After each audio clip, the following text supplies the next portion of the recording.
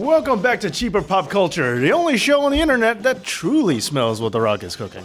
And The Rock was all about the people, but yet, the people sometimes do dumb things. Actually, well, a lot of times, people do dumb things. And since this show is all about ridiculing examples of pop culture bleeding into pro wrestling, and vice versa, it's time to turn the microscope onto the people. What? Did you think that this show was only going to mock industry professionals in film, television, and wrestling forever? Did you think that the bell would never toll for D? Well, now it's your turn, baby, because today's episode is...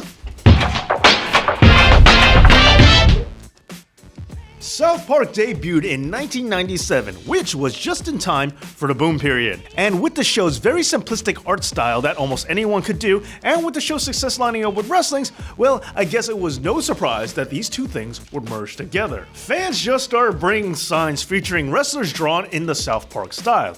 And well, this was cute for about, 2 minutes, I think it's fair to say that things kinda got out of hand, especially since South Park wrestlers are still a thing now for some reason. And yes, I know that the show is still on the air, but I think this is all the more surprising when you consider the fact that since this phenomenon started, South Park has actually done a WWE episode, and the wrestlers in that episode don't look anything like this at all. Now, the reason behind this is that fans draw South Park wrestlers as if they were the South Park kids, and I think we all learned from Camp WWE that WWE wrestlers should never be drawn as cartoon kids. Ever.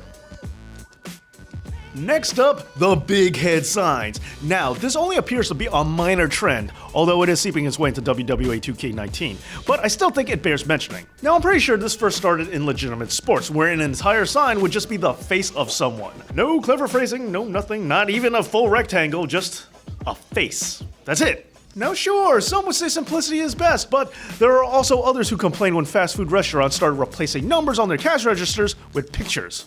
Now you may be asking, is this just a small, petty, minor gripe for something that will probably become non-existent in a few years? No, because I don't have petty little gripes, just full-blown intense hatreds. But most of all, I just don't see any reason to block the view of the person behind you just so you can hold up a picture of someone who's already on TV. Just seems a little redundant if you ask me. And finally, another thing that has seeped its way into wrestling crowds despite it being as played out as... well, calling things out for being played out. Old music group signs that have been around since the Attitude Era.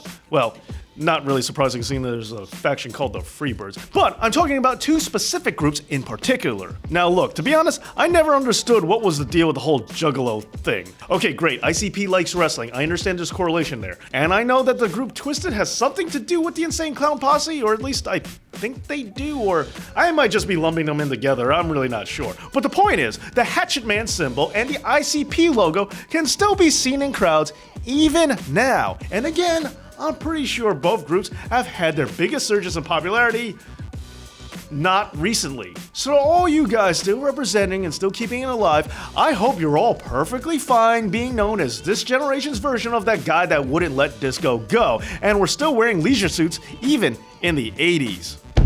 Well, there you go, that does it for another episode of Cheaper Pop Culture.